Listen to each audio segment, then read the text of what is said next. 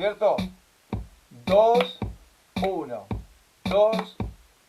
Y voy a tocar una canción típica que nosotros creemos ashkenazí y que es, pero que lleva este ritmo y no el del 3-3-2. ¿Cierto? 2, 1, 2 y...